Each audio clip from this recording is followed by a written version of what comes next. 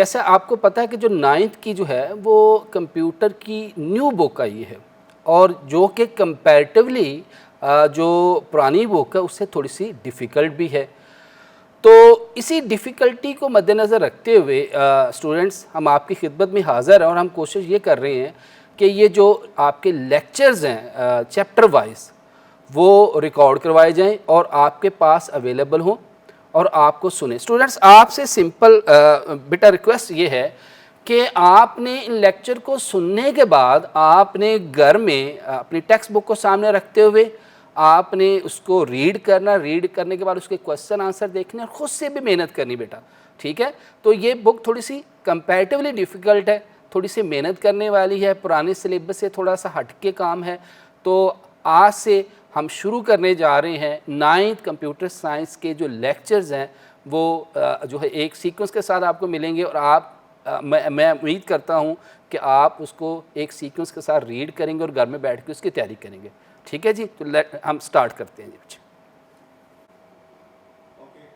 जी students, जैसे बेटा मैंने आपको बताया कि जो कंप्यूटर का जो सिलेबस है वो 9th का चेंज हो चुका है। तो सबसे पहले हम देखेंगे कि जो आपकी कंप्यूटर की नई बुक है उसमें स्टूडेंट्स कौन कौन से चैप्टर हैं। आपको पता है जो आपकी पुरानी बुक थी उसमें 8 चैप्टर थे, इसमें 5 चैप्टर हैं। तो इसमें सबसे पहला चैप्टर है प्रॉब्लम सॉल्विंग। अब प्रॉब्लम सॉल्विंग ये बेसिकली जो 10th की बुक है उसका पहला चैप्टर है। अब प्रॉब्लम सॉल्विंग में आप देखेंगे प्रॉब्लम सॉल्विंग क्या चीज़ होती है, उसके कितने, किसी भी प्रॉब्लम को सॉल्व करने के कितने स्टेप्स हैं। फिर उसमें स्टूडेंट्स हम मुख्तलिफ़ किस्म के फ़्लो चार्ट बनाएंगे, एल्गोरिदम बनाएंगे। फिर उसके बाद हम देखेंगे कि वेरिफिकेशन क्या होता है, वैलिडेशन क्या चीज़ है, टेस्ट डाटा और उसके टाइप्स, ये सारा कुछ चैप्टर 1 में अवेलेबल है। थोड़ा सा लेंथी चैप्टर है। जो चैप्टर 2 है ये बाइनरी सिस्टम, ये आपकी जो पुरानी बुक थी उसमें चैप्टर 5 था ये। अब इसमें जो चैप्टर 2 है इसमें उसने ओल्ड बुक का चैप्टर 5 और 6 को ऐड कर दिया है। इसमें आप नंबर सिस्टम देखेंगे, कन्वर्जन देखेंगे, फिर उसके बाद जो है वो जो logical gates and or not उसकी वर्किंग कैसे होती है, ये सारा कुछ आप चैप्टर 2 में देखेंगे। और स्टूडेंट बेटा चैप्टर 3 में आप नेटवर्क्स, ये बेसिकली आपका जो है वो फर्स्ट ईयर का उसने चैप्टर उठाया कि नेटवर्क्स में आप डिफरेंट किस्म की topologies, star topology, network topology जो है वो, और आपकी बस टोपोलॉजी क्या होती है, मैश टोपोलॉजी क्या होती है, फिर जो आपके डाटा कम्युनिकेशन के कंपोनेंट्स कौन कौन से हैं। चैप्टर 4 ये भी फर्स्ट ईयर से ही है, डाटा एंड प्राइवेसी, डाटा को प्रोटेक्ट कैसे किया जाता है, ठीक है जी, उसके प्राइवेसी का कैसे ख्याल किया जाता है, ये सारी चीज़ें हम चैप्टर 4 में देखेंगे। और स्टूडेंट चैप्टर 5 बिल्कुल न्यू है, डिज़ाइनिंग वेब पेज। इसमें स्टूडेंट्स जो HTML जो है वो उसका कोड्स का इस्तेमाल करते हो, टैग्स का इस्तेमाल करते हो, हम छोटे छोटे जो है वेब पेज डिज़ाइन करेंगे, और ये बड़ा इंटरेस्टिंग चैप्टर है चैप्टर 5। तो स्टूडेंट स्टार्ट करते हैं चैप्टर 1 से। हमारा जो लेक्चर 1 है उसको हम स्टार्ट करते हैं। उसमें चैप्टर 1 का नाम है जी प्रॉब्लम सॉल्विंग। स्टूडेंट सबसे पहले देखते हैं कि प्रॉब्लम क्या है। Problem is an obstacle, hurdle, difficulty और चैलेंज और any situation that need to be removed. अब हम हर उस चीज़ को प्रॉब्लम कहते हैं जिसमें उसका गोल क्लियर ना हो, उसकी कंडीशन क्लियर ना हो, और उसमें समझने में डिफ़िकल्टी पेश आए।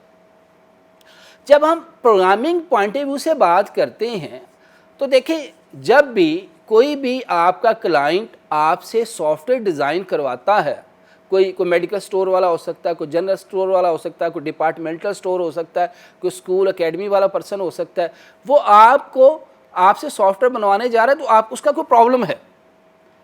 सपोज अगर एक एकेडमी है तो उसका जो अटेंडेंस है वो मैनुअली लगती है, वो चाहता है बायोमेट्रिक हो जाए। जो उसका जो रिज़ल्ट है वो पहले मैनुअली बनता था, क्लर्क हजरात बनाते थे, वो चाहता था यार ये कंप्यूटराइज हो जाए। तो उसका जो प्रॉब्लम है, जो डिफ़िकल्टी है, वो फील कर रहा है और उसको सॉल्व करने की कोशिश करेगा। तो प्रॉब्लम हमेशा वो चीज़ होगी जो आपके माइंड में पेन दे, तकलीफ़ दे, जिसको आप चाहते हो कि यार इसको रिमूव किया जा सके, ठीक है, जो आपके माइंड में हर्डल पैदा करे, जो आपके लिए चैलेंज पैदा करे, जिसके लिए आपको बहुत ज़्यादा स्ट्रगल करनी पड़े, उसको स्टूडेंट हम क्या कहेंगे, प्रॉब्लम। अब जब हम प्रॉब्लम की स्टूडेंट बात करते हैं तो नेक्स्ट आ जाता है प्रॉब्लम सॉल्विंग। प्रॉब्लम सॉल्विंग क्या एक स्किल है, सलाहियत है, which can be dealt by following a well organized approach. अब प्रॉब्लम सॉल्विंग एक स्किल है जो एक सिस्टमेटिक अप्रोच से जो है वो हासिल की जा सकती है। अब वही बात कि बेसिकली प्रोग्रामिंग क्या है? Programming is also a problem solving activity.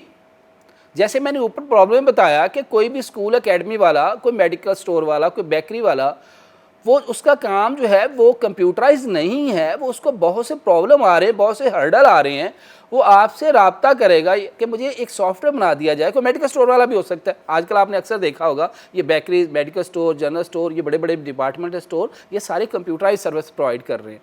तो जो आपसे अगर कुछ सिंपल पूछे कि व्हाट इज़ द प्रोग्रामिंग, आप बताएंगे कि programming is also a problem solving activity. Programming क्या है? बेसिकली एक प्रॉब्लम सॉल्विंग एक्टिविटी है जो कि प्रॉब्लम सॉल्व करती है। तो solving problem is the main task of computer science which is the job of computer programmer.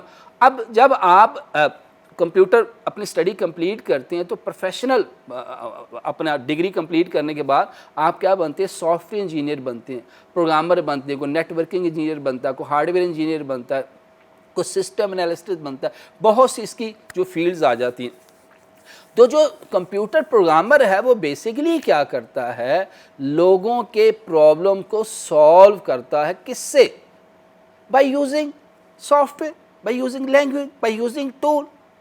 तो ज़हन में रखें कि जितनी भी प्रोफेशनल डिग्रीज होती हैं वो सब प्रॉब्लम सॉल्विंग है। कि एक बंदा एमबीए करता है, वो बिजनेस एडमिनिस्ट्रेशन, वो बिजनेस के हवाले से लोगों के प्रॉब्लम सॉल्व करता है।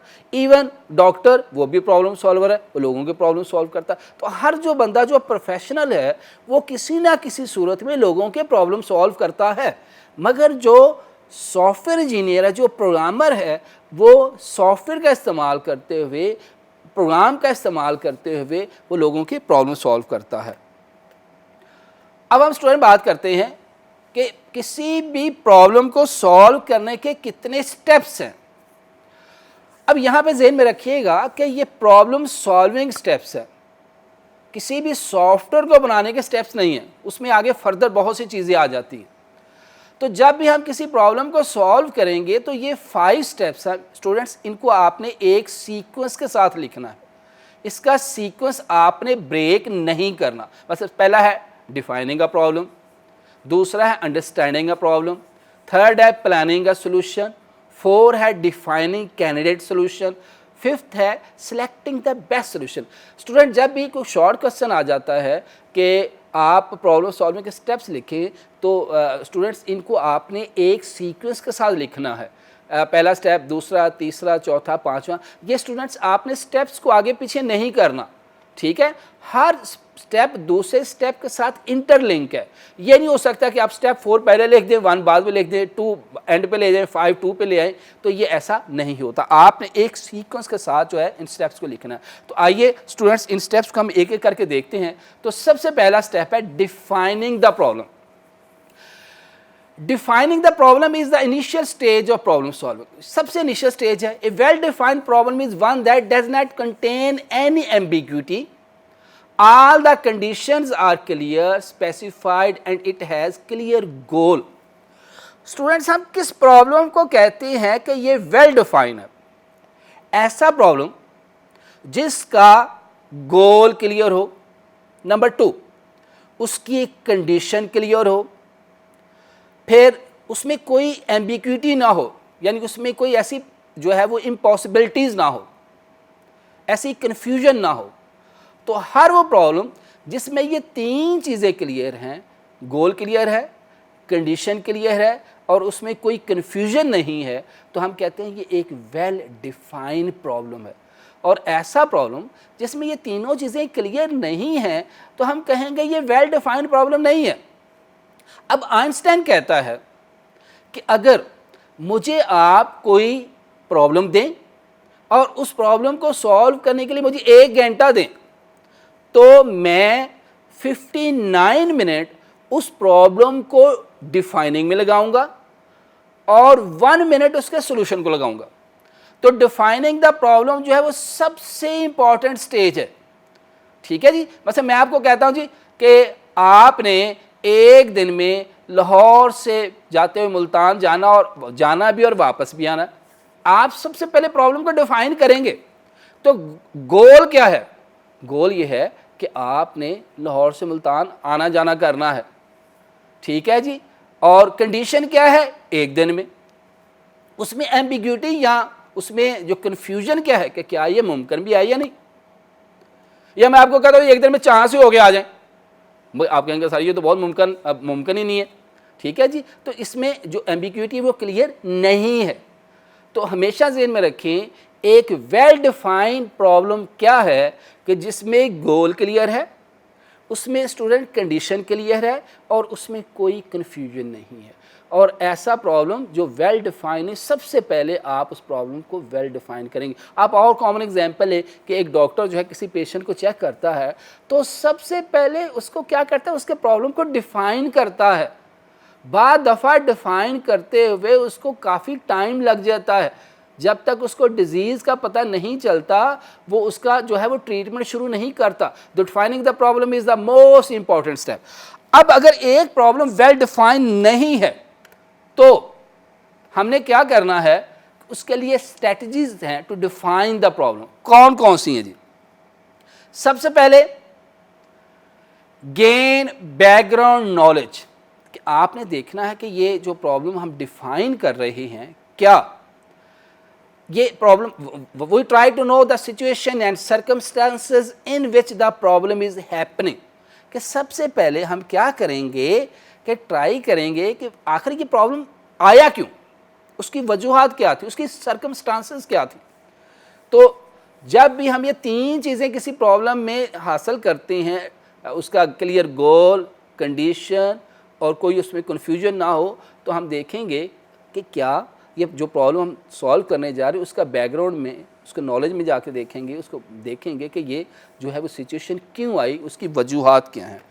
Next, use gases.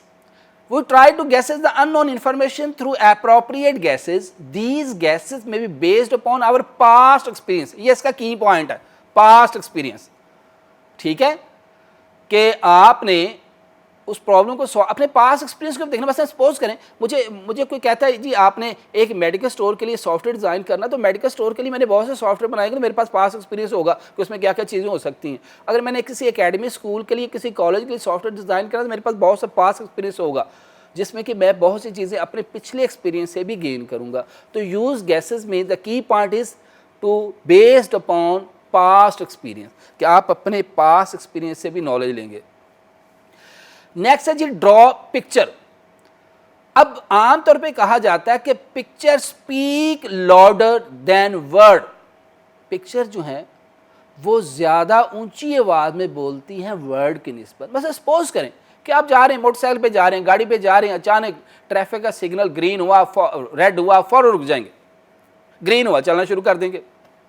आप किसी ऐसी जगह जा रहे हैं जहाँ पे एक खोपड़ी बनी और ऊपर क्रॉस का साइन बना हुआ, आप कहेंगे जी यहाँ पे तो खतरे की अलामत है, आगे उन्होंने जाने से मना किया है। तो आप सिंपल जो है वो एक पिक्चर से जो है वो पूरी जो है वो आप जो है वो स्टोरी का पता चल जाता है। बस मैं आपको कहता हूँ जी आपने जो लास्ट ईयर ट्रिप किया, जो आप आउट ऑफ सिटी गए थे, आप पिक्चर्स की फॉर्म में मुझे बताएं, आपको 5-6 पिक्चर्स बनाएंगे तो मुझे फ़ौरन उसकी पूरी स्टोरी का अंदाज़ा हो जाएगा। बस आज के इरा में मैं कहता हूँ जी कोई ऐसी पिक्चर बताएं, मैं प्राइम मिनिस्टर की पिक्चर बनाता हूँ और साथ 2-3 बच्चे बना देता हूँ जो जनाब बड़े खुश हैं, हैप्पी हैं, तो उससे मुझे फ़ौरन कोई पूरी स्टोरी समझ आ जाएगी, ठीक है जी। तो इसलिए कहा जाता है जी picture speak louder than word. किसी दौर में न्यूज़पेपर पे जो पॉलिटिकल एक कार्टून छोटा सा बना होता था, और वो एक छोटा सा जो कार्टून है वो पूरी स्टोरी पूरे एक जो कहते हैं जी कोई डिटेल जो 15-20 या 10 सफ़ों पे लिखी जानी थी, वो एक छोटा सा कार्टून जो है वो पूरी की पूरी जो है वो आपको डिटेल दे देता था। If the problem is not well defined you can draw a picture and fill undefined information. उसकी पिक्चर बनाएं, ठीक है जी, और पिक्चर से आप उस मसले को आप बेहतर तरीके से सॉल्व कर सकते हैं। नेक्स्ट स्टूडेंट अंडरस्टैंडिंग का प्रॉब्लम। अब अंडर से आप नाम से जा रहे डीप, गहरा, कि आपने प्रॉब्लम को बड़े डीपली अंदाज में अंडरस्टैंड करना है। The process of understanding the problem for developing its solution is called analyzing the problem। ये स्टूडेंट ये ज़हन में रखिएगा, अंडरस्टैंडिंग को हम एनालाइजिंग भी कहते हैं। Another name of understanding the problem is analyzing the problem। It is important to understand the problem before jumping into solution of the problem। Understanding problem usually include identify of 5 W's।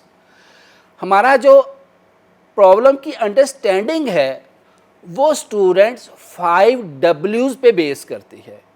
अब 5 W's में क्या आएगा जी? What, who, when, where and why. अब आपसे पूछा जा सकता है कि जो अंडरस्टैंडिंग ऑफ प्रॉब्लम को what is the analysing of the problem, तो आप फौरन समझ जाए कि understanding the problem and analysing the problem is the same thing. और जो अंडरस्टैंडिंग ऑफ प्रॉब्लम है वो किस पे बेस करता है? हम जिस प्रॉब्लम को सॉल्व करने जा रहे हैं उसको हम 5 W's में जो है वो एडजस्ट करेंगे। What, who, when, where and why. अब इसकी हम एग्जांपल लेते हैं स्टूडेंट। मसलन अब बहुत सी एग्जांपल दी जा सकती है, ये आपकी टेक्स्ट बुक की है कि suppose your class teacher assign you to task prepare a list of student in your class in your school whose name started with letter A।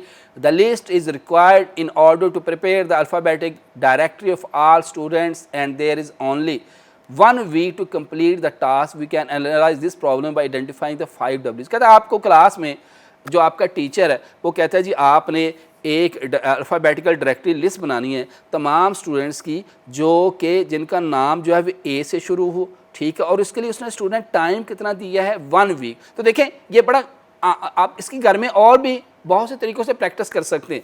सबसे पहले व्हाट में क्या है जी? The list of student, name starting with letter A, who students, why to prepare the directory of the students, when within a week, where, school. अब इस तरह और भी एग्जांपल जो है वो बनाई जा सकती है। बस एक और एग्जांपल है कि suppose you prepare a list of top 10 students in computer science subject in your class. कि आप चाहते हैं कि आपकी क्लास में वो तमाम स्टूडेंट्स जिनके जो मार्क्स हैं वो सबसे ज़्यादा हैं 10 जो है वो 10% स्टूडेंट्स, उसमें आप list of top 10 students in your computer science में व्हाट लिखेंगे, सब्जेक्ट इन योर क्लास, फिर हु स्टूडेंट्स टू प्रिपेयर, फिर वाई में क्या लिखेंगे? To prepare the list of top 10 students in computer, और when within a week, where, school. मतलब आपकी कॉमन एग्जांपल लेते हैं जी, आप अचानक आपको जो है वो किसी फ्रेंड का जो है वो आपको फ़ोन आ जाता है जी हम अपनी फैमिली के साथ आ रहे हैं जी, आज अफ्तारी आपके पास करनी है जी, और आप देखते हैं जी अफ्तारी में तो 1 घंटा रह गया।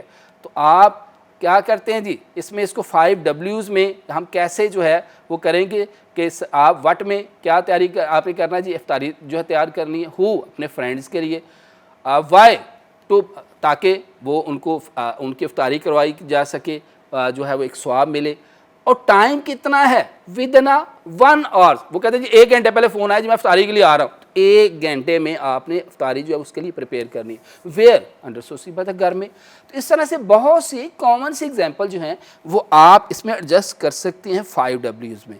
तो ये 5 W's किसके लिए बेटा होंगे? Understanding of the problem.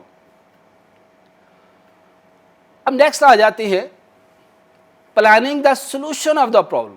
अब हम अभी तक हमने क्या किया? अपने प्रॉब्लम को डिफाइन कर लिया, फिर हमने उसकी स्ट्रेटजी देखी कि प्रॉब्लम को डिफाइन करने के लिए हम उसके बैकग्राउंड नॉलेज कैसे लेते हैं, गैस कैसे यूज़ करते हैं, उसकी पिक्चर कैसे बनाते हैं, फिर उसके बाद हमने अंडरस्टैंडिंग किया प्रॉब्लम को 5 W's से। अब आते हैं हम उसके सोल्यूशन की तरफ।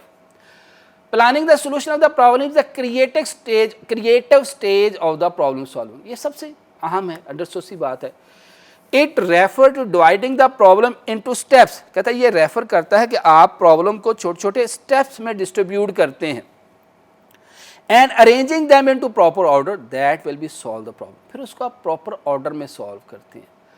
अब इसके लिए student planning of the solution के लिए कौन कौन सी स्ट्रेटजीज हैं जो हम यूज़ करेंगे?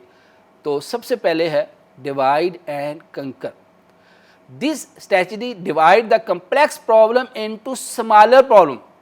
देखें इसमें हम क्या करते हैं कि हम किसी बड़ी प्रॉब्लम, इसको हम कहते हैं top down design, divide and conquer rule. At this stage the problem decompose into sub problem Rather on considering the bigger problem as a whole, we try to solve each problem separately. This technique is known as top down design या divide and conquer rule.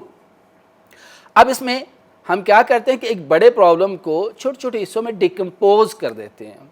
जैसे आप देखें software house में कोई भी जब software बनाया जाता है तो एक सॉफ्टवेयर के बहुत से जो हैं वो मॉड्यूल्स हैं, बहुत सी मॉड्यूल हैं, तो तमाम लोग जो है वो अलग-अलग उनको मॉड्यूल दे दिए जाते हैं कि तुमने सपोज ये डेटाबेस इसकी डिज़ाइन करनी है, फ्रंट एंड आपने पोर्शन डिज़ाइन करना है, या आपने ड्राइंग का पोर्शन डिज़ाइन करना, बहुत सी चीज़ें उसमें आ जाती हैं। तो अब वो तमाम लोग जो हैं वो अलग-अलग अपने जो मॉड्यूल्स हैं, उसके पार्ट्स हैं, उस पर काम करते हैं और फिर आखिर में उसको कंबाइन कर लेते हैं। इसका फ़ायदा क्या हुआ? इसका फ़ायदा ये हुआ कि एक तो जो आप सॉफ्टवेयर बनाने जा रहे हैं वो जो है वो in time, with in a time जो है वो कंप्लीट हो जाता है, ठीक है जी, और उसमें बेहतर से बेहतर उसमें जो है वो परफॉर्मेंस लाई जा सकती है। वैसे भी आप एक कॉमन एग्जांपल है कि आप एक घर बनाने जा रहे हैं तो अब एक मज़दूर लगा दें जनाब, एक मिस्त्री लगा दें, वो सारा दिन लगे रहेंगे, आपका घर तो कंप्लीट नहीं होगा। जब आप जो घर का पूरा काम, जो टास्क है वो मुख्तलिफ लोगों में डिस्ट्रीब्यूट कर देंगे तो वो काम जो है वो विद इन अ टाइम, जो आपने टाइम फ्रेम दिया हुआ है अपने क्लाइंट को, अपने कस्टमर को, उस टाइम फ्रेम में वो जो है वो सारे का सारा वर्क जो है कंप्लीट हो जाएगा। तो divide and conquer rule is also called top down design. Next है चेक एंड इम्प्रूव। अब ज़हन में रखिए हम बात कर रहे हैं सोल्यूशन की। हमने पहले 2 स्टेप में सोल्यूशन की बात नहीं की, अब हम किसकी बात कर रहे हैं? सोल्यूशन की। गैस किसका? सोल्यूशन का। आपने जो आपने प्रॉब्लम सॉल्व किया उसका सोल्यूशन बना लिया। जो सोल्यूशन बनाना है उसको चेक करना है। चेक उसमें क्या करना है कि क्या जो मैंने प्रॉब्लम का सोल्यूशन बनाया है वो करेक्ट है, कंसिस्टेंसी है उसमें, ठीक है जी, और जो मेरा क्लाइंट, मेरा जो यूज़र है, उसकी जो रिक्वायरमेंट है उसके मुताबिक मैंने उस प्रॉब्लम को सॉल्व किया। और तीसरे नंबर पे आता है इम्प्रूव, यानी गैस किया, यानी उसको सोल्यूशन को देखा, फिर उसको चेक किया, इम्प्रूव किया। अब ये एक आइटरेटिव प्रोसेस है, लूप है। आप इसको उस वक्त तक रिपीट करते रहेंगे जब तक कि आपका पूरे का पूरा जो सोल्यूशन वो कंप्लीट नहीं होगा। गैस यानी सोल्यूशन होगा, चेक, उसकी करेक्टनेस को चेक करेंगे और उसको इम्प्रूव करेंगे। तो इसको बार बार जो है वो उसको रिपीट कर सकते। The designer guesses the solution to prepare and then check the correctness of the problem की करेक्टनेस को चेक करता है कि क्या जो मैंने सोल्यूशन किया है वो जो मेरा क्लाइंट है उसकी रिक्वायरमेंट को पूरा कर रहा है या नहीं कर रहा। नेक्स्ट है जी एक्ट इट आउट, कि आपने उसकी लिस्ट बनानी, टू डू लिस्ट नीचे लिखा हुआ है। In this stage the designer define the list of to do task. इसमें जो डिज़ाइनर है वो एक तरतीब बना लेता है कि मैंने जनाब स्टेप नंबर 1 पे ये करना है, स्टेप 2 पे ये करना है, स्टेप 3 पे ये करना है, स्टेप 4 पे करना है। आप आमतौर पर जब आप जो है वो अपने कोई रूटीन वर्क पूरा दिन की सेट करते हैं तो आप शेड्यूल बनाते हैं कि मैंने पहले घंटे में ये करना, दूसरे पे ये करना, तीसरे पे ये करना, चौथे पे ये करना। तो उसको हम कहते हैं एक्ट इट आउट, यानी एक लिस्ट बनाना और उस लिस्ट के मुताबिक जो है अपने काम को करना। तो जो भी आपने सोल्यूशन किया है उस प्रॉब्लम का, आप ये कह लें कि उसका एक तरह का एल्गोरिदम बना लेना है कि आपने स्टेप 1 पे क्या किया, स्टेप 2 पे क्या किया, स्टेप 3 पे क्या किया, स्टेप 4 पे किया, और फिर आप उसको उसी सीक्वेंस के साथ जो है वो परफॉर्म करेंगे। और इसका फोर्थ है जी प्रोटोटाइप। प्रोटोटाइप यहाँ पहले बात कर चुके हैं, ड्रॉ करना, the technique draw pictorial representation of the solution. अब पहले हम बात कर चुके हैं कि picture loud rather than word, कि पिक्चर जो है वो जो ज़्यादा ऊंची आवाज़ में बोलती हैं वर्ड की निस्बत। तो आपकी जो पिक्चर है वो जैसे फ्लो चार्ट वगैरह हम बनाएंगे आगे चल के, हमारे लेक्चर में शामिल है। तो यहाँ पहले बात कर चुके हैं कि कहीं पे भी कोई भी पिक्चर बनी हो, जैसे मैंने एग्जांपल दी कि आप ट्रैफिक सिग्नल पे जैसे रेड का साइन आ गया तो आप फ़ौरन इंटीमेशन, रेड लिखा नहीं हुआ मगर आपको पता होगा कि मैंने रुक जाना है। जैसे ग्रीन हुआ इट्स मीन दैट कि आपने अपने जो है वो उस सिग्नल को पास ऑन कर देना।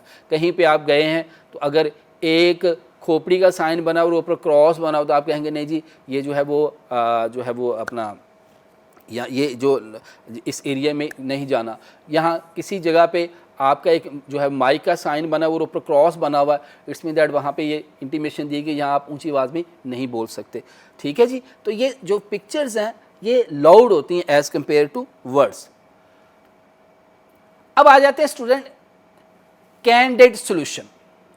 अभी तक हमने सोल्यूशन कर लिया, अब कैंडिडेट सोल्यूशन स्टूडेंट क्या होगा? All the possible solution of the problem that produce correct result.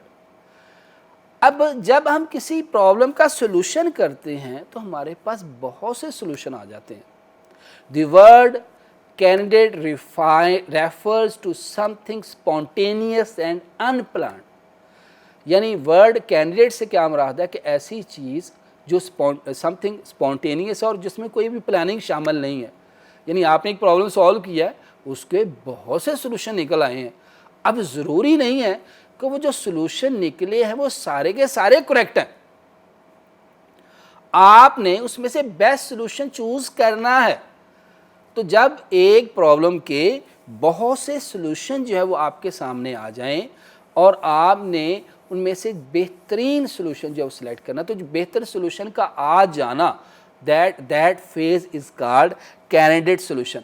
अब हम इसकी एक एग्जांपल लेते हैं कि सपोज करें if you are asked to find number of students in your school who can play football.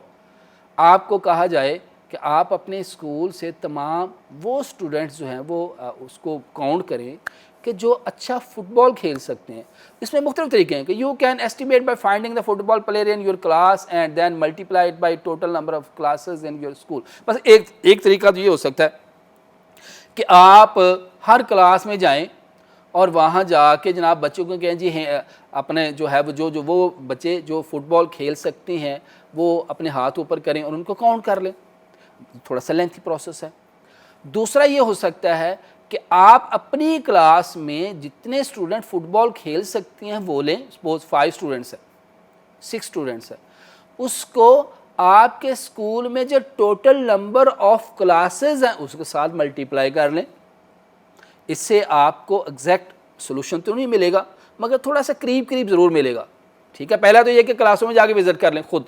दूसरा ये है कि अपनी क्लास और उसको टोटल नंबर ऑफ स्कूल्स की जो क्लासेस उसके साथ मल्टीप्लाई कर दें। तीसरा ये है कि आप टीचर से परस्यू करें, उनसे पूछें कि भाई आपकी क्लास में कौन कौन से बच्चे हैं जो अच्छा फुटबॉल खेल सकते हैं, आप उसको काउंट कर लें।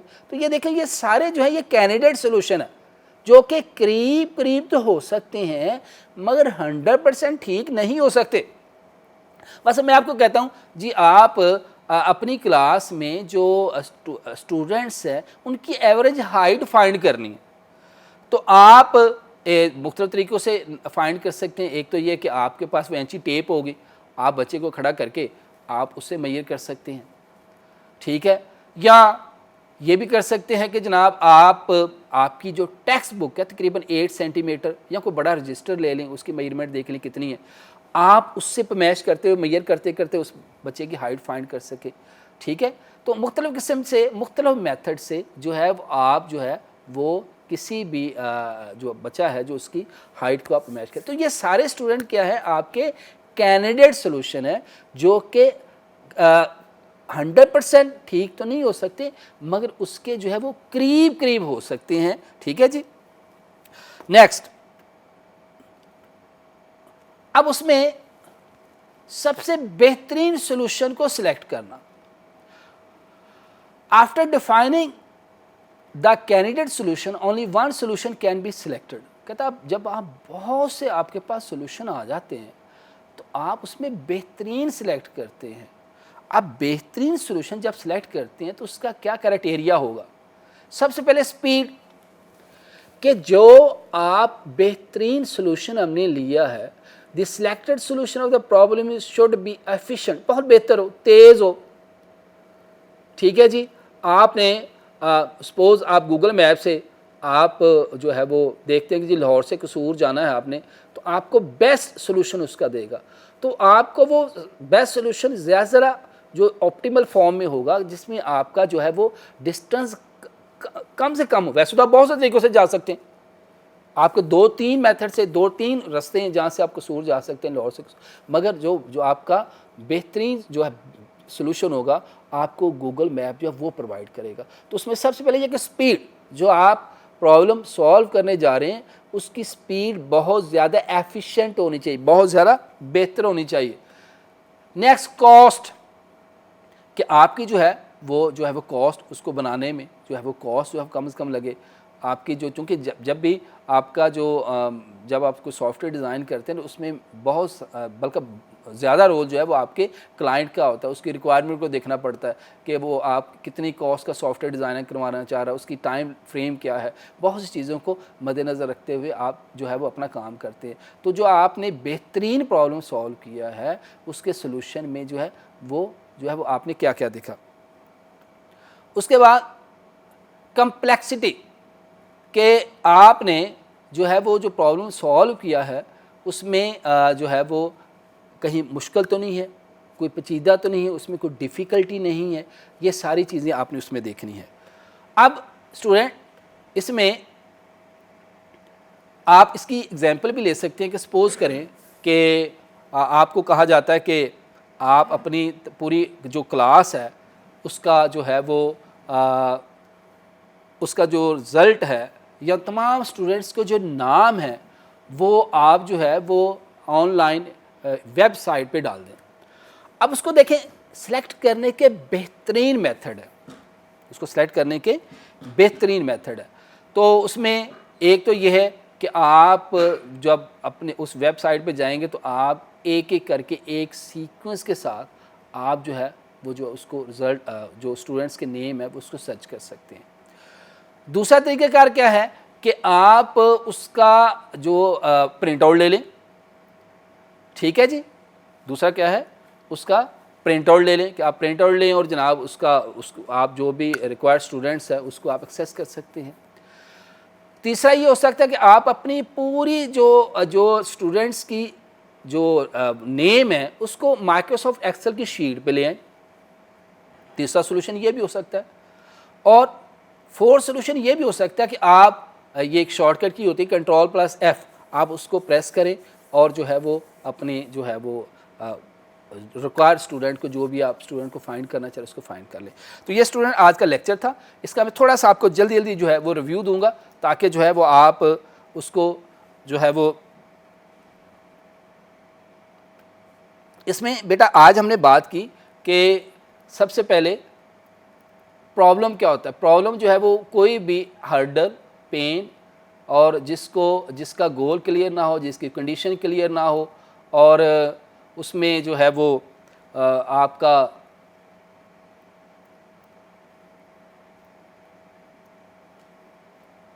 ठीक है जी, इसमें जिसमें कोई ऑब्स्टेकल हो, हर्डल हो, डिफ़िकल्टी, उसका हम जो है वो प्रॉब्लम कहते हैं।